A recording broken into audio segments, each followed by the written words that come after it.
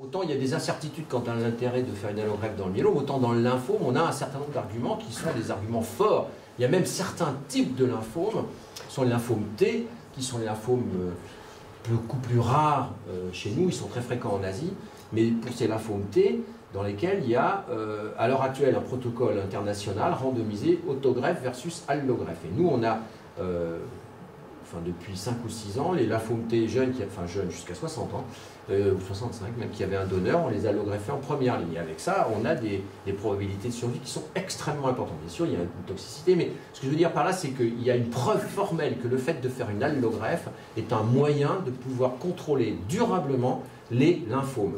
Surtout les lymphomes folliculaires, surtout les lymphomes T, un peu moins les lymphomes B diffus à grandes cellules, mais quand même, j'ai pas voulu vous montrer des cours pour pas vous enquiquiner avec ces conneries, mais en tous les cas, c'est le cas.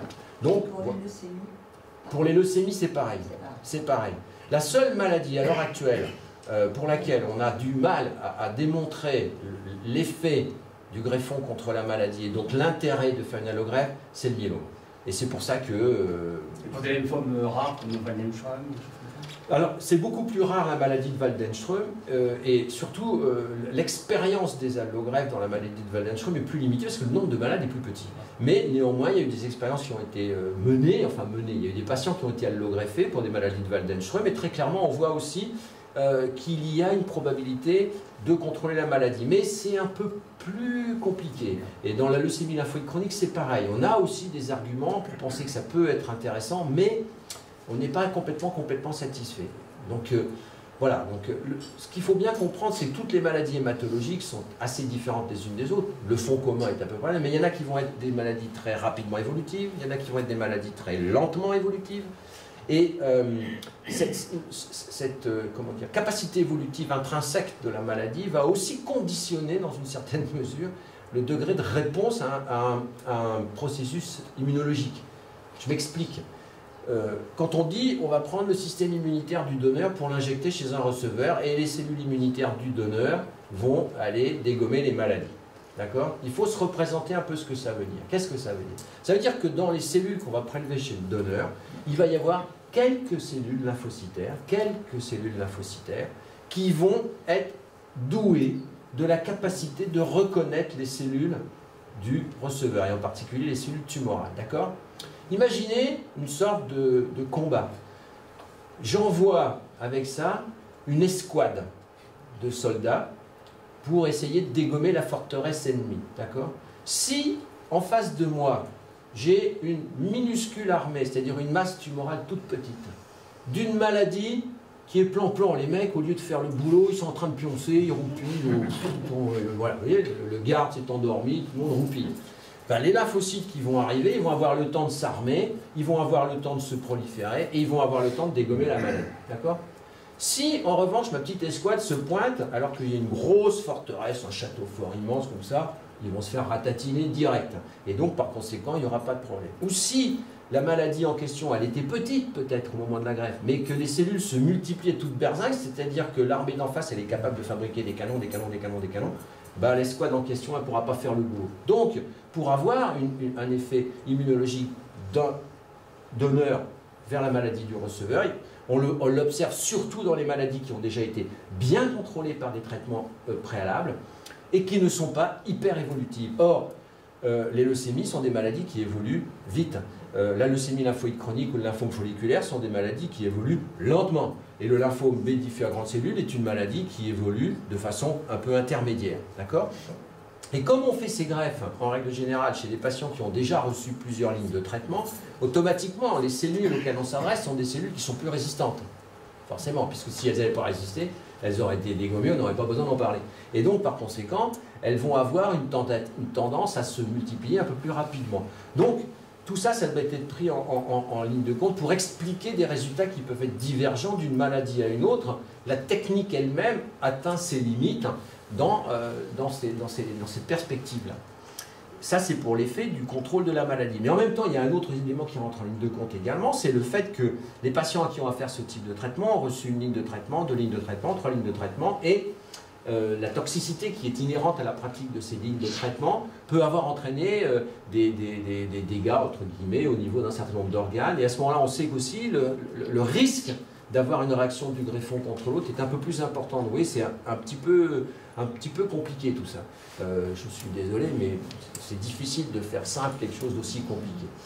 Donc, ce qu'il faut retenir, me semble-t-il, c'est que, l'allogreffe, c'est fait pour bénéficier, entre guillemets, d'un effet immunologique de cellules du donneur contre le receveur, que cet effet-là, il existe, mais qu'il s'accompagne automatiquement d'un risque de toxicité qu'on appelle la réaction du greffon contre l'autre, et que la prise de décision de réalisation de ce type de traitement-là ne peut être faite évidemment que par des spécialistes, et après avoir pesé très précisément la balance bénéfice-risque. Alors, le donneur, je vais essayer de faire simple pour vous expliquer comment est-ce qu'on s'y prend. Mais bon, on va très rapidement. Il faut que je me lève parce que sinon ça va être compliqué. Donc, on a un patient qui a une indication de greffe. On dit, monsieur machin, madame chose, il faut qu'on lui fasse une greffe allogénique. Hein, on oublie l'automate. Qu'est-ce qu'on fait? On va chercher s'il existe un donneur familial HLA identique. Donc on fait un typage HLA du patient et de ses frères et sœurs qui veulent bien éventuellement donner, parce qu'à l'heure actuelle, on est quand même très souvent confronté à des refus. Ouais, ce con, je lui donnerai pas mes cellules.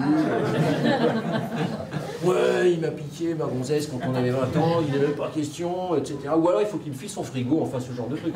Ah, c'est du vrai, ça, c'est du vrai. Bon, c'est comme ça, c'est la ligne. Hein. Et donc, on va chercher s'il y a un donneur HLA identique. Oui, il y a un donneur.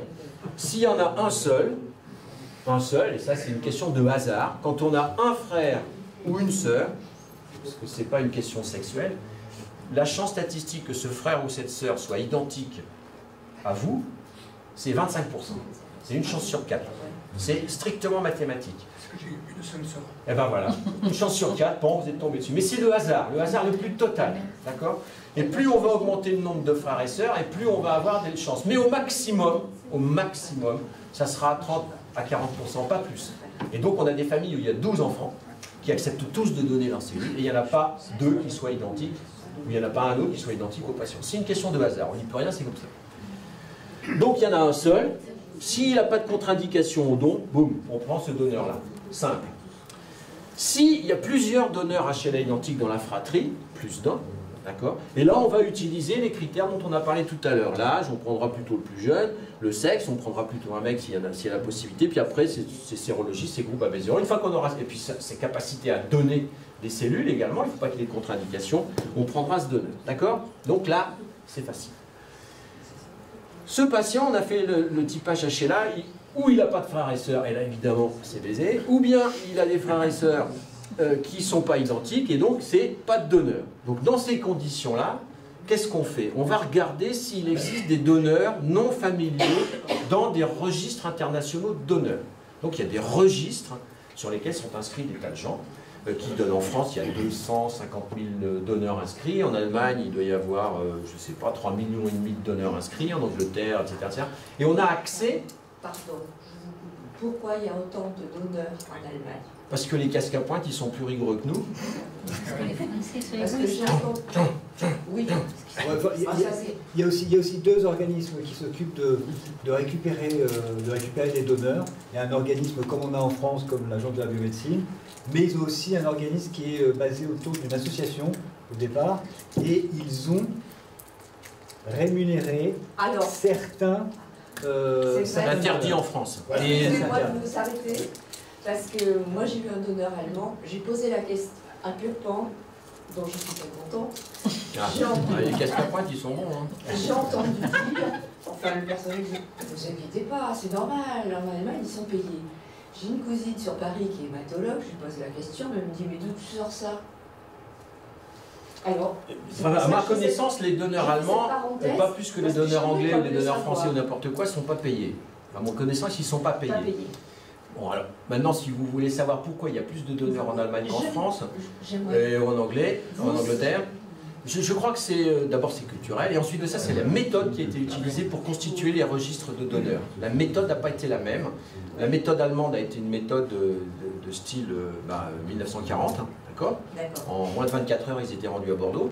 Et tandis que nous, ça a été la même méthode, 1940, c'est-à-dire que ça nous a pris 3 mois pour se mettre en route. Et donc, voilà.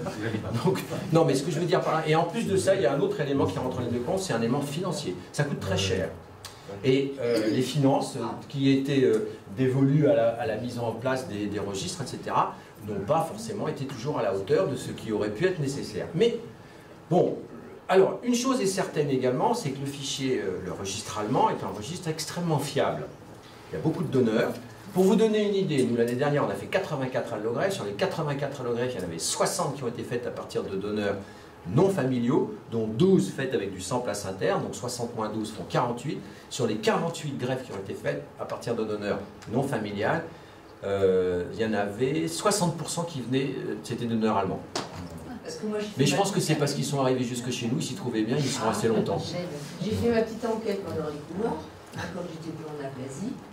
C'est qui un Allemand, ah ben moi aussi. Ouais, ouais. Mais en même temps, on a eu un Australien, on a eu un Brésilien, on a eu des Français quand même aussi de temps en temps. Alors quand je les médecins, je leur demande. Donc voilà, donc si vous voulez, bon, le problème essentiel, c'est un problème à la fois de mobilisation des donneurs, d'une part, mais bon, ça marche pas trop mal, et c'est un problème financier aussi. Parce que ce qui s'est passé en France aussi beaucoup, c'est qu'on a mobilisé des donneurs, et qu'après avoir mobilisé les donneurs, quand ils sont pointés au niveau des laboratoires pour faire le typage HLA, on les a fait poireauter, parce qu'on n'avait pas les moyens de payer le typage HLA. Bon, enfin, voilà.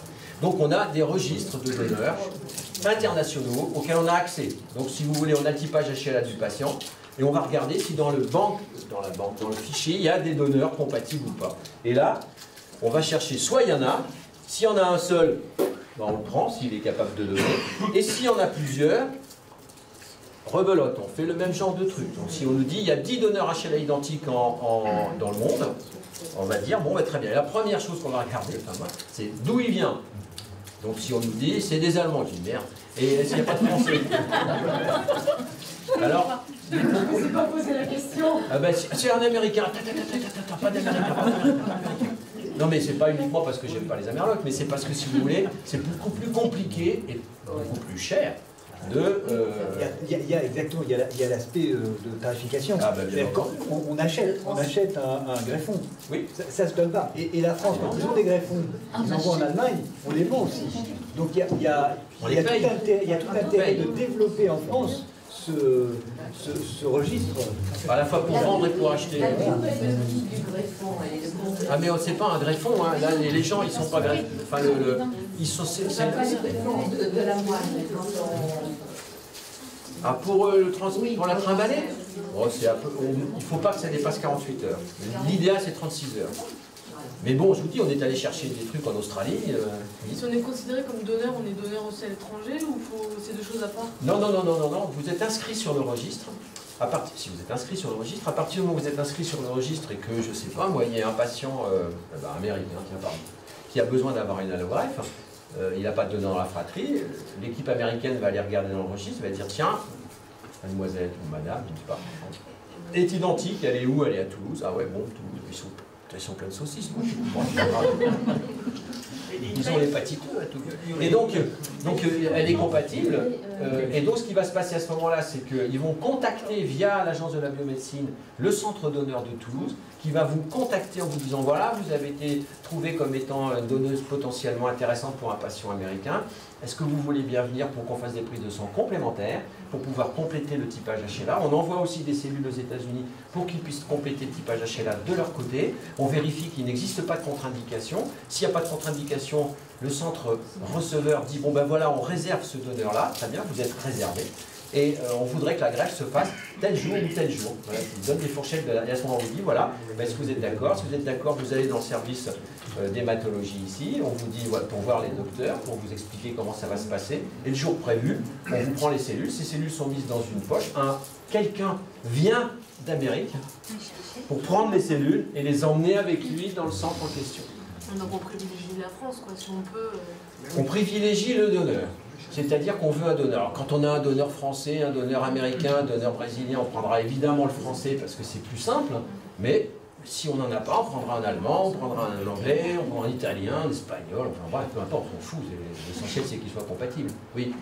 À quel âge on peut donner... Pour s'inscrire sur le registre, il faut être majeur.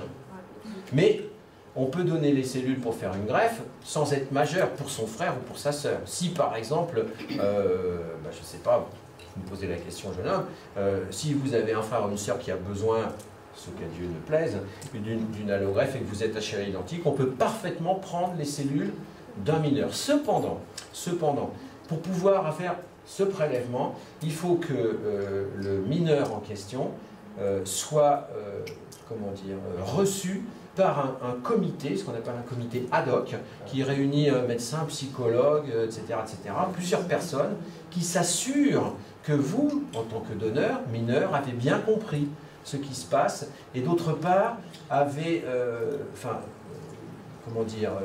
toutes les choses. Et la deuxième chose, c'est que pour tout donneur, mineur ou majeur, il faut que le consentement au don soit reçu par le président du tribunal de la ville dans laquelle on fait la greffe ou son assesseur. Dans la ville, on fait la greffe, donc dans le pays, ça peut être...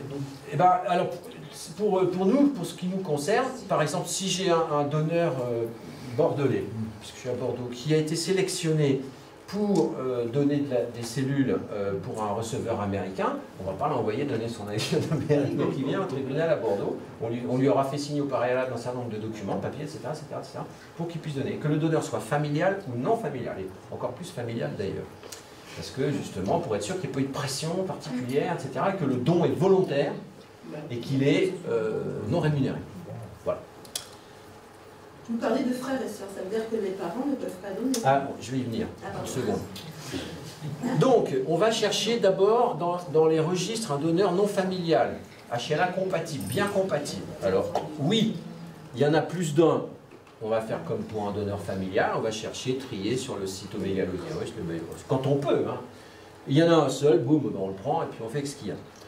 Et puis, on va chercher s'il n'y a pas de donneur HLA identique. Et ça peut arriver, parce que même s'il y a, à l'heure actuelle, je ne sais pas, ça doit être, je ne voudrais pas dire de conneries, au moins 10 millions de donneurs qui sont recensés dans le monde, bah, on n'est pas tous foutus pareil. Et donc, il y a des personnes pour lesquelles on n'a pas de donneur. Et si on prend par exemple les populations qui sont des populations d'origine maghrébine, par exemple, on a beaucoup de difficultés pour trouver des donneurs pour ces populations-là. Si on prend les populations d'origine asiatique, on a beaucoup de difficultés à trouver des donneurs parce que les fichiers de donneurs sont principalement concentrés dans des pays américains d'une part et puis européens du Nord. Il y a quelques fichiers en Asie, mais ils sont en Chine, mais alors on n'ose pas y toucher parce qu'on ne sait pas ce qu'il y a dedans.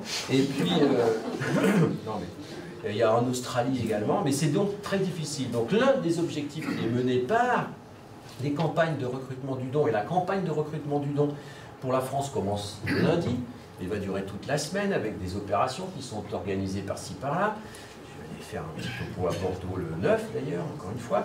Et ce que je veux dire par là, c'est qu'on essaye d'axer, entre guillemets, d'orienter vers le don des gens jeunes, d'une part, et puis des gens qui appartiennent à des origines ethniques, bon, c'est pas du racisme du quoi que ce soit, différentes, hein, de manière à enrichir le registre de typages HLA, qui sont des typages HLA rares et utiles pour des patients qui appartiennent à ces origines ethniques particulières.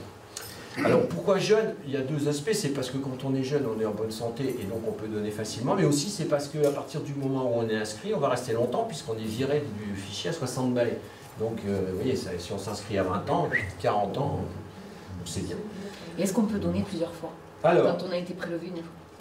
Quand on a été prélevé une fois, on est sorti directement du registre. On estime que vous avez fait don, c'est déjà très bien, et on est viré. Sauf si on demande à y revenir. Et si on demande à y revenir, il faut repasser devant tout un tas de trucs, etc. parce qu'on n'a pas envie qu'il y ait des personnes qui se transforment en vaches à lait de cellules souches hématopoïétiques.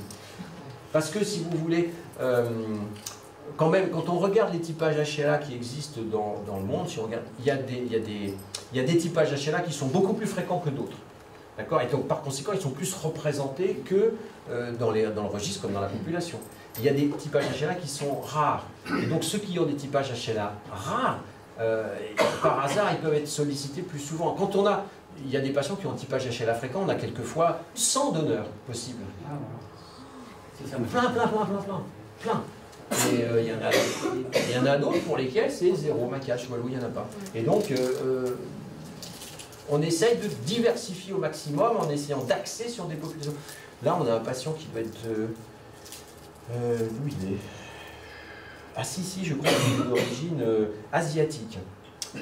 Mais c'est un mélange entre asiatique et européen. On a trouvé un donneur en Californie. Donc vous voyez, c'est parce que peut-être que le mélange s'est fait. On dit en règle générale que les chances de trouver un donneur sont plus importantes quand on va chercher un donneur qui habite dans la région dont sont originaires les grands-parents du receveur. C'est un peu compliqué. Hein. Donc si mon grand-père il est brésilien et que ma grand-mère elle est coréenne, j'ai peut-être un peu de peau en Brésil ou en Corée, vous voyez. Mais j'exagère, mais c'est un peu ça. Donc c'est très compliqué, très compliqué. Professeur, est-il possible de solliciter 2 fois le même donneur pour le même patient? Oui, alors ça on peut le faire. Un donneur donne ses cellules pour un patient qui doit avoir une greffe, et puis pour une raison X ou Y, la greffe se passe pas bien, elle est rejetée par exemple, ça peut arriver même si on a fait la préparation, et dans ces conditions-là, on va avoir besoin de refaire une greffe. Donc on essaye de ressolliciter le greffeur, mais on est obligé de repasser par tout un circuit pour pouvoir le ressolliciter. Deuxième cas de figure, le patient a été greffé avec un donneur X, Y ou Z, non familial, et il présente une rechute de la maladie à la suite de la greffe, dans les semaines, ou dans les mois, ou dans les années qui suivent, enfin dans les mois plutôt, parce qu'en général c'est tôt quand ça survient. Et dans ces conditions-là, une des méthodes qui peut être utilisée pour essayer de contrôler la rechute en question, c'est d'injecter aux patients qui rechutent ce qu'on appelle des lymphocytes. On va prendre les lymphocytes du donneur. Les lymphocytes, c'est des cellules qui supportent l'immunité. D'accord? Donc on fait des injections de lymphocytes de donneur qu'on appelle entre nous, en bon français, DLI, ça veut dire Donor Lymphocyte Infusion. Mais bon, c'est... Et donc là, on va demander au donneur s'il est d'accord pour donner des lymphocytes. Alors, le don des lymphocytes ne se fait pas du tout de la même manière. Ça se prélève dans le sang, mais il n'y a pas besoin de faire de mobilisation. On n'injecte pas de produit, rien du tout. On prend des cellules, et puis on nous les envoie. Et enfin, on va les chercher d'ailleurs. Et puis ensuite de ça, on les injecte au receveur. Alors en général, on en prend une grande quantité. Enfin, on prend ce que veut bien nous donner le donneur, enfin ce qui sort. Et puis quand ça arrive au laboratoire, on les sépare en plusieurs poches qui contiennent des quantités précises de lymphocytes en question, de manière à ce qu'on va pouvoir répéter les injections chez les patients en question. Ce sont les seules circonstances dans lesquelles on peut faire appel plusieurs fois au même donneur. Est-ce qu'on peut congeler de la moelle? On peut congeler de la moelle, bien entendu. Toutes les autogreffes sont faites avec des cellules congelées. Toutes. D'accord? Le patient à qui on va faire une autogreffe, on lui prélève ses cellules à un moment donné. Ces cellules, ensuite de ça, on les met au congélateur. C'est un tout petit peu plus compliqué que votre congélateur à victuailles, mais c'est pas si compliqué que ça. Si vous voulez, les cellules, bon, c'est pas compliqué, on prend les cellules, on les mélange avec un antigel. C'est un truc particulier, c'est pas l'antigel des bagnoles. Hein. Et puis ensuite de ça, on les met dans un truc, dans de l'azote, quoi. Mais bon. Et puis on les stocke et on peut les stocker très longtemps. Et le jour où on veut faire la greffe, on dit bon voilà, on va autogreffer monsieur machin ou madame chose tel jour. Donc on prévient, chez nous c'est l'EFS, dans lequel sont stockés les trucs, en disant tel jour vous nous décongélerez les cellules de machin. D'accord? Et donc le jour où on fait l'autogreffe, au moment où on doit faire l'autogreffe, il se pointe avec le greffon congelé dans un container qui tient froid, et puis il plonge dans l'eau chaude, et ensuite de ça, on branche au malade, et terminé, on fait la... Mais c'est congelé. Et donc, ça marche très bien. Alors on peut congeler aussi les greffons allogéniques. On n'aime pas faire ça, parce que la congélation provoque quand même une certaine perte de cellules. Et du coup, le risque d'avoir des retards à la prise de greffe, ou bien des non-prises de greffe sont un petit peu plus importants. Mais il y a des circonstances où on ne peut pas faire autrement. Donc on peut le faire.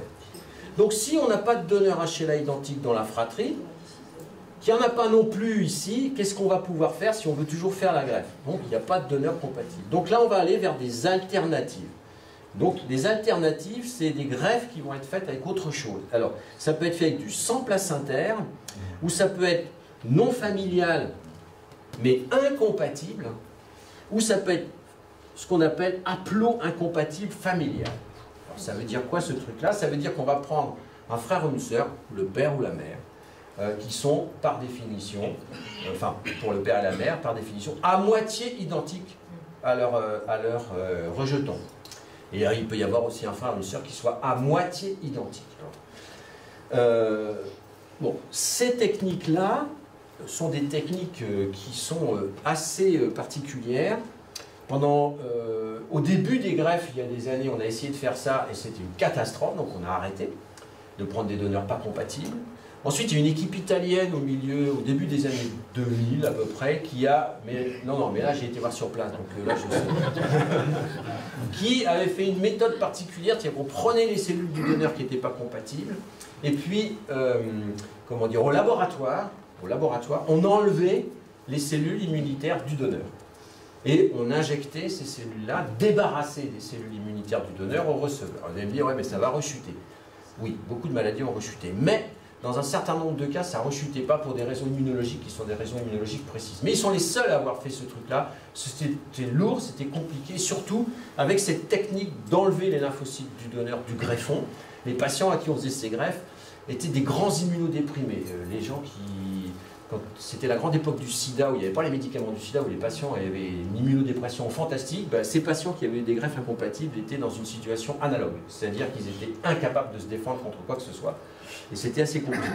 Et puis aujourd'hui, depuis 2 ans, des gars de Boston, non c'est Boston, Boston, Philadelphie, enfin dans ces coins-là, ont remis au goût, et puis des Allemands aussi, des greffes avec ce type de donneur, avec une technique extraordinairement simple, c'est-à-dire sans avoir besoin d'enlever les cellules immunitaires du greffon du donneur, mais en injectant après la greffe, immédiatement après la greffe, un jour ou deux après, un médicament très vieux, très pas cher, qui s'appelle de l'endoxan. Vous avez peut-être les uns ou les autres reçu de l'endoxan, à forte dose, 2 jours d'endoxan. Et ces 2 jours d'endoxan sont réputés être suffisants pour détruire les lymphocytes du donneur qui sont en train de s'activer contre le receveur, et du coup, les greffes prennent, et il n'y a pas de réaction du greffon contre l'autre. Alors, c'est pareil, c'est une expérience récente. Donc en France, on commence à essayer de s'y mettre de façon harmonisée, mais c'est une perspective qui existe et dont les résultats ne sont pas inintéressants. Non familial incompatible, c'est quand on n'a pas de donneur complètement compatible, on essaye de trouver un donneur un peu incompatible, mais les résultats sont moins bons parce que dès qu'on s'éloigne de la compatibilité totale, sauf dans ce système particulier dont je viens de vous parler, on a beaucoup plus de risques de réaction du greffon contre l'autre et donc on a une morbidité plus importante. Et puis il y a le sang placentaire. Alors, le sang placentaire, vous savez ce que c'est? C'est quand le petit bébé est né, la maman a accepté de faire don du sang placentaire, donc on clampe le cordon, on le coupe. Le petit bébé, il part avec la sage-femme, se faire nettoyer, machiner, papouiller, etc. Et puis, il y a le cordon qui pendouille. Et à ce moment-là, la sage-femme, elle pique dans la veine du cordon ombilical et elle aspire tout le sang qui se trouve donc dans le placenta, qui est encore à l'intérieur de l'utérus, et dans le cordon. Et ce sang, il est mis dans une poche, il est envoyé au laboratoire, où là, il va être... comment dire, techniqué, c'est-à-dire on va compter combien il y a de cellules, si c'est un truc intéressant, etc. Et une fois qu'il aura été compté, qu'il aura été préparé, il va être congelé et il va être mis en quarantaine. C'est-à-dire qu'on va attendre d'avoir tous les éléments possibles pour savoir si il n'est pas susceptible de transmettre quoi que ce soit de particulier. On va attendre au moins 3 mois que l'enfant soit né, après la naissance de l'enfant, pour vérifier qu'il n'a pas de maladie particulière, ni de choses comme ça. Et puis une fois qu'on aura validé le sang placentaire en question, il est mis au congélateur dans une banque de sang placentaire. Et ça, du coup, c'est le greffon lui-même. Alors, il est miniaturisé, donc c'est des tout petits machins, de rien du tout, c'est dans une banque. Et donc, il y a une banque à Bordeaux, il y en a à Paris, il n'y en a pas à Toulouse, je crois encore, il y en a à Marseille, il y en a... Enfin, il y a des banques, et de la même manière, il y a des banques partout dans le monde. En Espagne, en Italie, aux États-Unis, en Angleterre, pas en Allemagne. Ils ont beaucoup de donneurs, pas de sang placentaire. Bon, voilà. Et du coup, lorsque je n'ai pas de donneur non compatible dans le fichier, je vais aller interroger les banques de sang placentaire. Est-ce que par hasard, il y aurait un sang placentaire, ou 2, qui serait compatible avec mon patient? Et les sangs placentaires, on utilise des sangs placentaires qui ne sont pas complètement compatibles. Parce que le système immunitaire du sang placentaire, c'est le système immunitaire du nouveau-né, il est absolument immature. Et donc, par conséquent, le risque qu'il puisse donner des problèmes au moment de son injection est plus faible, encore que.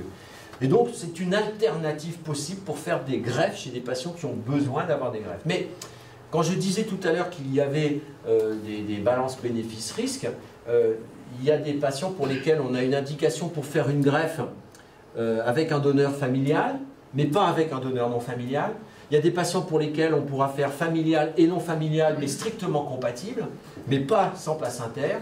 Et il y a des patients pour lesquels on fera avec n'importe quoi. Tout dépend du degré de gravité de la maladie, tout dépend de, pas l'urgence, mais la nécessité de contrôler durablement la maladie. C'est bon? Des questions? Oui. Enfin, moi je ne connais pas très bien la question. Je vais vous poser des questions peut-être un peu imbéciles. Il n'y a pas de question. Comment le donneur donne ses cellules? Est-ce qu'on lui fait une ponction dans la colonne vertébrale ou ça se passe comment? La moelle osseuse, déjà pour commencer, la moelle osseuse, c'est dans les os. Vous avez déjà bouffé du pot-au-feu. Hein? L'os à moelle. L'os à moelle. La moelle qui est vachement bon, avec un peu de gros sel, etc. C'est délicieux. Eh bien, c'est la moelle osseuse. C'est ça qui fabrique les globules chez le bœuf ou chez la vache, et chez l'homme aussi. La moelle épinière, c'est l'espèce de câble qui part du cerveau et qui descend jusque dans le bas, là, par tous les nerfs, etc. Là, c'est juste un câble et c'est neurologique. Donc quand on prélève de la moelle, on a deux possibilités. Soit on prélève la moelle, les cellules souches hématopoïétiques directement dans la moelle des patients. À quel moment? Alors voilà, on les prélève en général dans le bassin. Ah, c'est ce qu'on va faire. Dans les os du bassin, d'accord? C'est pas compliqué. L'endroit où on pique, c'est là où il y a les petits nids d'amour. Vous voyez ce que c'est, les petits nids d'amour? Et ben voilà, on pique juste à cet endroit-là, on tombe pile à l'endroit où il faut pour aller aspirer la moelle. C'est merveilleux, c'est pour ça qu'on aime quand même bien prendre de temps en temps des donneurs féminins jeunes. C'est le même endroit que pour C'est le même endroit que pour la pomme, non? C'est le même endroit pour la myocine moelle. Exactement, c'est le même endroit pour la myocine moelle. Et donc là, ce qu'on va faire, c'est que sous anesthésie générale, je l'ai vécu. Vous l'avez vécu, donc peut-être qu'il y en a qui l'ont pas vécu, on met le patient à plat ventre, au bloc opératoire, enfin on l'endort, après on le met à plat ventre, et puis on va piquer. Et on pique avec des gros machins qu'on appelle des trocards, des grosses aiguilles, et on aspire. D'accord? Et on aspire une quantité totale qui est fonction du poids du receveur. Et on aspire en gros 10 ml de moelle par kilo du receveur. Donc si on a un receveur qui fait 70 kg, on va aspirer environ 700 ml de moelle. Et on n'a pas le droit de pomper à chaque fois plus de 5 ml. Donc ça fait 700 ml divisé par 5, vous faites le calcul, le nombre de ponctions que ça fait. Donc dans la peau, il y a 1 ou 2 trous au maximum, mais dans l'os, il y en a plein, parce qu'on ne va pas pomper toujours au même endroit. Donc on va chercher dans des endroits différents. Et on prend dans le bassin. Donc c'est parce que la rentabilité, entre guillemets, de récupération des cellules de la moelle osseuse est très variable. Il y a des patients chez lesquels on pompe très facilement, d'autres c'est un vrai calvaire, qu'on a préféré utiliser de plus en plus des cellules qui viennent dans le sang, qu'on fait venir dans le sang périphérique. Donc ça, c'est la méthode de prélèvement qui est le plus utilisée aujourd'hui, de cellules souches du sang périphérique. Le donneur, on va lui injecter pendant 4 jours, 2 fois par jour, ou 1 fois par jour, ça dépend, un facteur de croissance, le même que celui qui est utilisé quand on a de la chimiothérapie, là, du GCSF. Et ce facteur de croissance va avoir deux effets. Premier effet, c'est qu'il va faire augmenter le nombre de globules de façon importante, mais ça encore, on s'en fout. Mais surtout, ce qu'il va faire, c'est que normalement, les cellules souches hématopoïétiques, ce qu'on appelle les cellules souches hématopoïétiques, celles qui fabriquent tous les globules, hein, attention, sont dans la moelle osseuse. Elles sont dans une niche, parfaitement à l'aise, parfaitement bien, elles ont tout ce qu'il faut, les informations, tout impeccable, d'accord? Et donc, ce qu'on veut, c'est qu'elles sortent de la niche. Et pour les faire sortir de la niche, il faut que l'on coupe une espèce de velcro, comme disait Loïc Gisbert, qui attache ces cellules à leur niche. Et donc le GCSF, en partie, provoque cette coupure-là. C'est-à-dire qu'il va faire multiplier les cellules, et en même temps, il va couper cette liaison de la cellule avec sa niche, et la cellule va pouvoir aller se balader. Elle va revenir à la niche après. Et donc quand elle se balade, tac, on va la chercher. Et on va la chercher avec une cytaphérèse. Mais elle n'a pas le temps de se différencier, la cellule souche? Non. Elle n'a pas le temps de se différencier de façon importante. Le pool de cellules souches qu'on va prélever, ça va être un pool de cellules effectivement qui va être relativement différencié. Il va y avoir des cellules très immatures et des cellules plus matures, mais on a gardé quand même un pool de cellules qui est des cellules capables de donner lieu à un entretien définitif de ce qu'on appelle l'hématopoïèse. C'est une question qui a été posée, c'est pour ça qu'au début on a fait des expérimentations pour savoir ce que ça donnait. Et donc, dans un cas anesthésie générale, ponction, hospitalisation, donc pendant 2 nuits, la veille et le lendemain, pour vérifier que tout va bien, un pansement sur le bas du dos, une douleur plus ou moins importantes. Moi, je disais aux patients toujours, c'est comme si vous aviez reçu un coup de pied. Bon, c'est pas grave, oui, mais de cheval. Et donc, voilà. Et puis... Simplement, pour témoigner, moi j'ai eu ça et j'avais senti. Ah ben, vous voyez. J'étais pas endormi, enfin c'était un gaz hilarant. Et j'ai vraiment mais rien c'était... senti. Oui, mais on n'a pas pompé 700 ml de moelle. Ah non, Parce que là, c'est différent. On a une biopsie de moelle, ça d'accord, on fait ça sous gaz hilarant.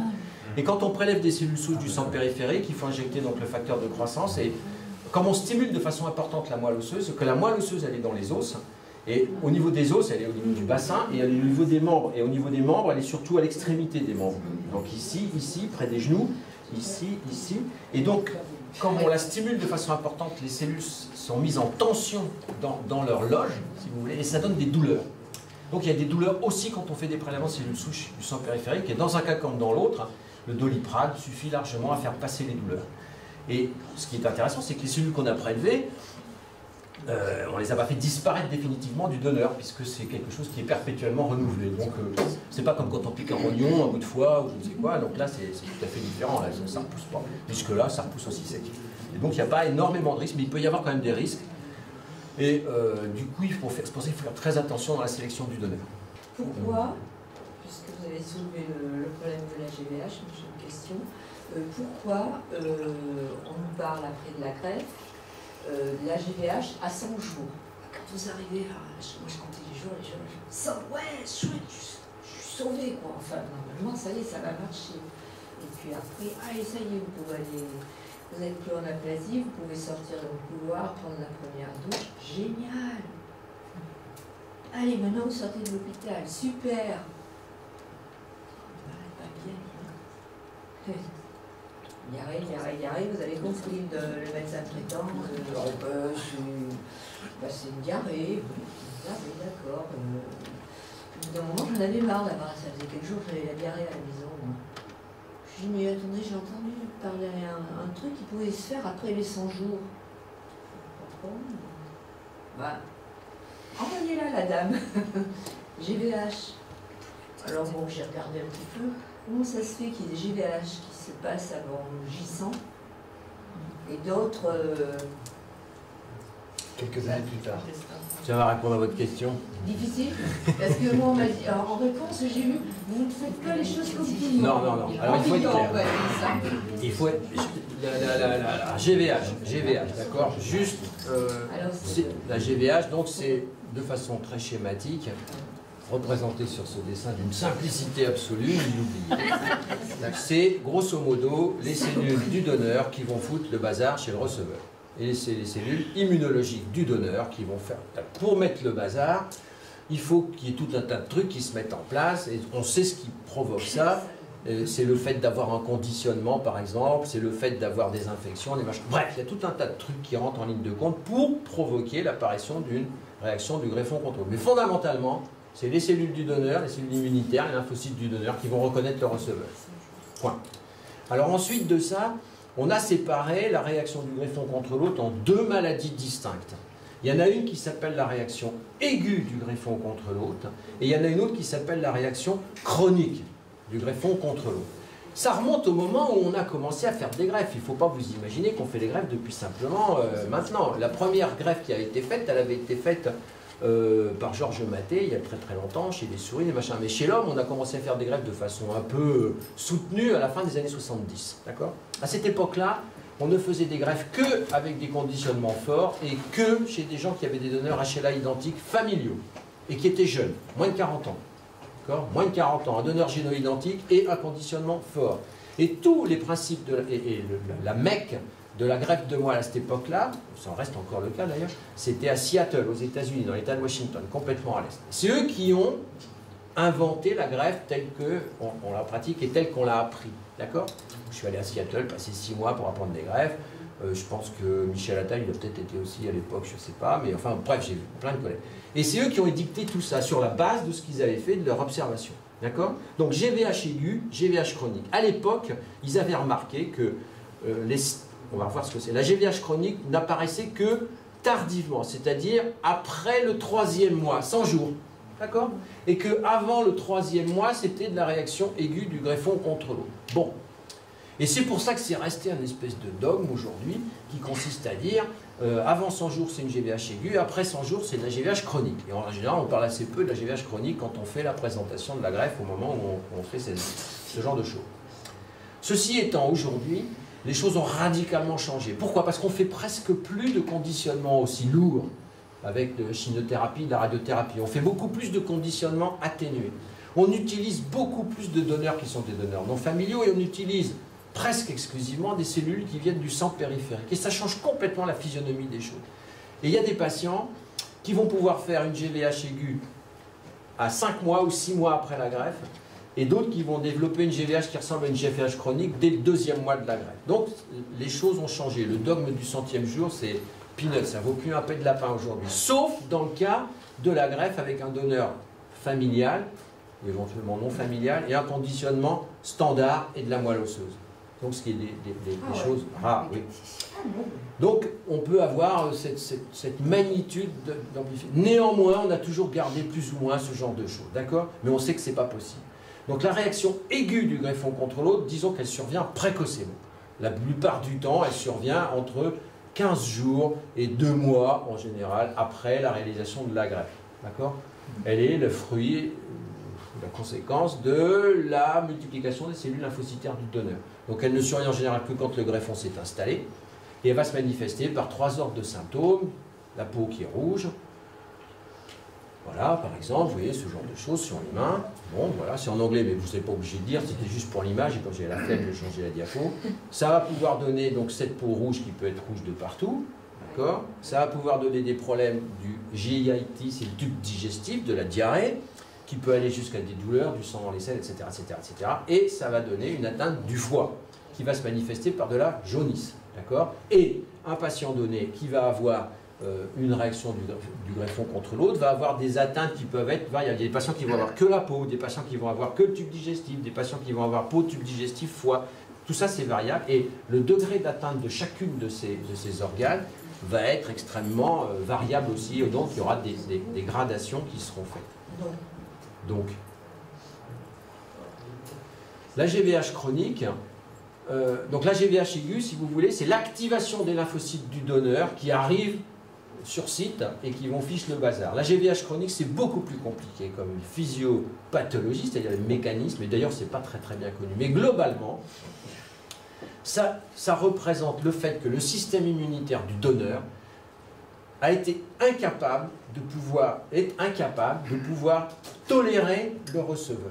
Normalement, de façon simple, quand on génère notre propre système immunitaire, quand on est un enfant et puis qu'on va fabriquer notre système immunitaire, on vous a parlé du thymus, d'accord? Et puis des autres organes. Qu'est-ce qui se passe dans ces organes-là? Il y a des systèmes qui font que, puisque les lymphocytes, à cause de ce mécanisme de rupture de l'ADN et de fabrication, sont capables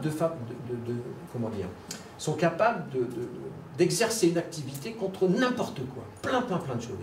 Et donc tous ces lymphocytes différents qui sont fabriqués, quand ils arrivent dans le thymus, ils vont subir une sélection.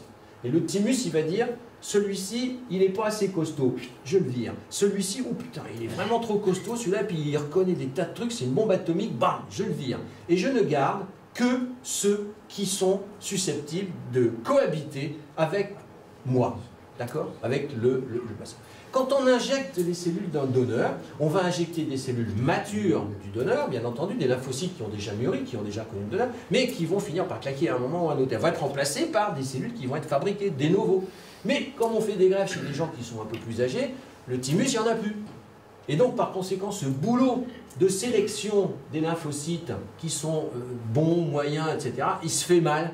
Et où il ne se fait pas. Et du coup, il y a des tas de lymphocytes qui sont générés, qui vont être capables de reconnaître la peau, qui vont être capables de reconnaître l'intestin, qui vont être capables de reconnaître les muqueuses. Bref, ce qui va se passer, c'est qu'on va observer chez des patients des maladies qu'on connaît par ailleurs, qu'on appelle des maladies auto-immunes. Donc il y a des patients qui ont des sclérodermies, il y a des patients qui ont des rhumatismes, ce sont des maladies qui existent chez des gens non greffés qui sont liées à un dysfonctionnement de leur système immunitaire. Et bien quand on a une GVH chronique, on crée un dysfonctionnement immunitaire multiple. Et donc on est confronté à des maladies qui sont des maladies de type auto-immun, qui vont agresser ces différents types. Mais pour que ça se fasse, il faut un certain temps, et c'est pour ça que ça ne se fait pas immédiatement après la greffe. Et c'est compliqué, et c'est quand même très chiant d'avoir une réaction chronique du greffon contre l'autre, la bouche est sèche, les yeux piquent, on peut avoir des problèmes digestifs. Hein? Ouais, c'est très chiant. On a la peau qui est abîmée, qui est sèche, etc. etc., etc. Et du coup, cette réaction du greffon contre l'autre chronique, elle est, j'allais dire, inhérente à la pratique de la greffe. Et on sait aujourd'hui qu'elle est d'autant plus fréquente que les receveurs sont âgés, parce que leur thymus, alors, à partir de 20 ans, on n'a pratiquement plus de thymus. Donc quand on fait une greffe à quelqu'un qui en a 50, bah, le thymus, il y a longtemps qu'il s'est barré. Hein. Et donc, ça, c'est d'une part. Donc quand on fait des greffes chez des gens plutôt âgés, et qu'on fait des greffes avec des donneurs âgés, mais enfin bon, et surtout avec des cellules du sang périphérique. Le fait de prendre les cellules pour faire la greffe dans le sang périphérique augmente le risque d'avoir une réaction chronique du greffon contre l'autre, mais de façon très nette. Très, très nette. Mais en même temps, on est obligé de prendre des cellules du sang périphérique dans un certain nombre de greffes, parce que c'est là où on peut en avoir en quantité suffisante pour faire des greffes chez les patients âgés qui ont eu ces fameux conditionnements d'intensité réduite. Parce que si on ne met pas beaucoup de cellules quand on fait un conditionnement d'intensité réduite, ben on a des risques que la greffe ne prenne pas. Donc, oui, c'est un peu compliqué tout ça. Donc on a une GVH chronique et donc il va falloir la traiter et là c'est compliqué. Est-ce que la GVH aiguë, elle est transitoire? Est-ce que la chronique est transitoire? La GVH aiguë, elle est transitoire quand on arrive à la contrôler. Ouais.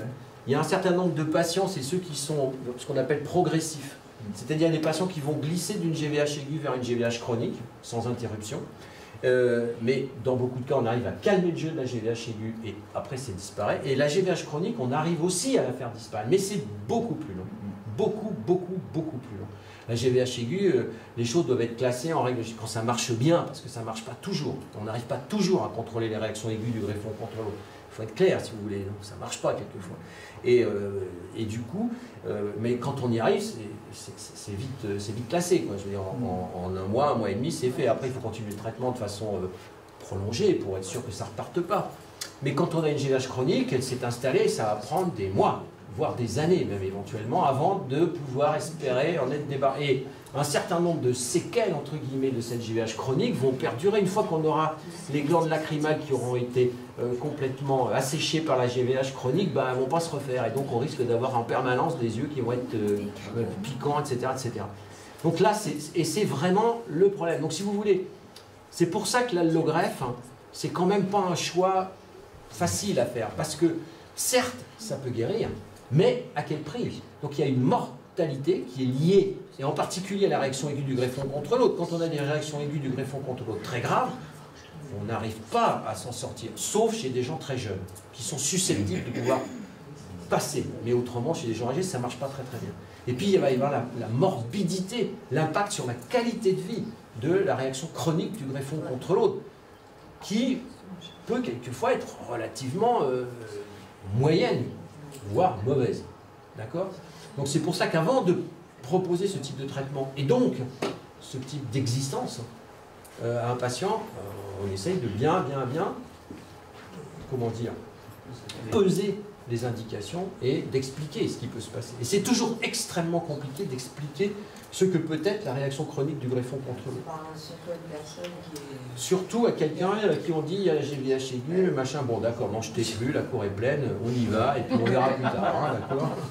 Mais c'est quand même un domaine de la science où il y a encore énormément à apprendre, parce qu'il y a beaucoup de choses qu'à partir du moment où on fait l'injection du greffon, il y a beaucoup de choses que vous ne contrôlez plus finalement. Absolument, c'est ce que je dis toujours aux étudiants, je les regarde de moi, c'est un peu baignure quoi. Ouais. La cavalerie annoncée et on est là quand tu te... Vous appelez les apprentis sorciers. C'est vrai. Et on découvre à chaque patient, on découvre. Comment? C'est bien quand on dit bah, on ne sait pas, on le sait qu'en revenant. Ce que je veux dire par là, c'est qu'on a... Non, enfin, je veux dire, on est capable de... Mais ce qu'on n'est pas capable de dire, c'est d'avoir des facteurs pronostiques précis à l'avance qui pourraient éventuellement permettre de moduler un tout petit peu les choses. Et c'est vrai qu'à l'heure actuelle, on est quand même très, comment dire, bon, c'est un traitement absolument... ce que je dis toujours aux étudiants aussi, c'est que moi, mon rêve, et je crois que je ne le verrai pas se réaliser, c'est qu'il n'y ait plus de greffe. Et qu'on ait des alternatives thérapeutiques qui permettent de faire disparaître la greffe.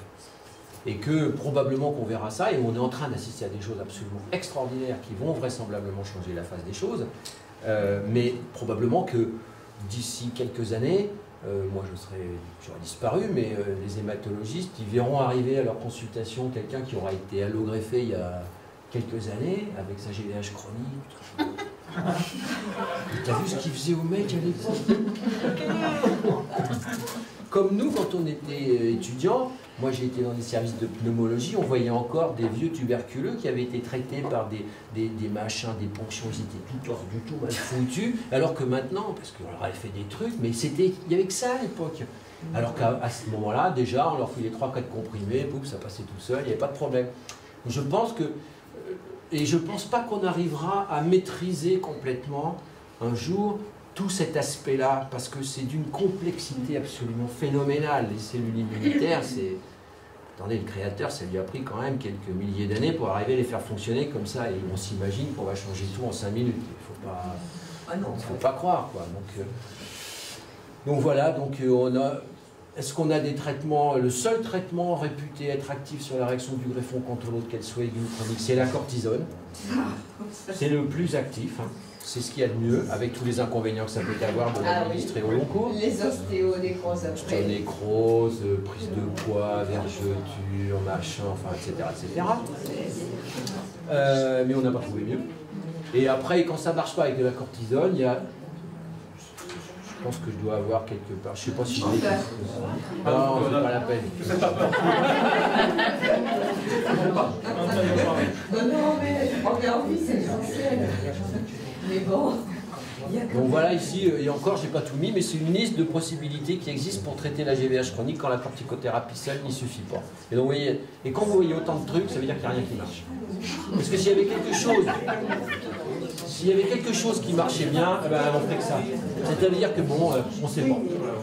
Et donc, et le problème, c'est qu'il y a des patients chez lesquels un truc va marcher, mais on ne sait pas pourquoi. Et puis, il y a d'autres patients chez lesquels ça va être autre chose qui va marcher, et on ne sait pas pourquoi. Et donc, si vous voulez, c'est très frustrant et très compliqué de pouvoir faire passer ce genre de message. Alors, on essaye forcément d'y arriver, mais pour l'instant, on n'y arrive pas vraiment très bien. On ne peut pas faire des études randomisées parce qu'il y a cet aspect d'urgence, c'est ça? Non, c'est pas qu'il y a un aspect d'urgence, c'est que les tentatives d'études randomisées pour le traitement de la GVH chronique se sont presque toujours soldées par des échecs.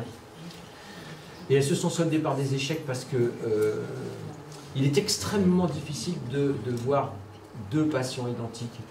Et il est extrêmement difficile de pouvoir avoir des patients qui ne vont pas avoir tellement de comorbidité qu'ils seront exclus des essais. Donc c'est hyper compliqué de faire des essais randomisés. Il y a eu un essai randomisé qui a été... Enfin, il y a plusieurs essais randomisés. Il y en a un qui a été fait, par exemple, avec le thalidomide. Je pense qu'on va pouvoir faire ça. Le thalidomide, par exemple. Et il y en a eu même 2 qui ont été faits. Un en prévention et un en curatif. Et les 2 ont été arrêtés parce que, alors même qu'on disait que la thalidomide donnait des bons résultats, dans les essais randomisés, les patients qui ont reçu la thalidomide ont eu plus de GVH et plus de complications que les autres. Donc ça a été arrêté assez vite. Donc vous voyez la différence entre... Comment? Beaucoup de neuropathie. Par exemple, mais surtout d'autres problèmes de réaction du greffon contre l'autre. Et après, il y a eu un essai qui a été fait par les mecs de Seattle avec un truc qui s'appelle la photochimiothérapie extracorporelle. Donc c'est un peu compliqué versus ce placebo et qui a montré que ça pouvait avoir un peu d'intérêt, mais c'est extrêmement compliqué.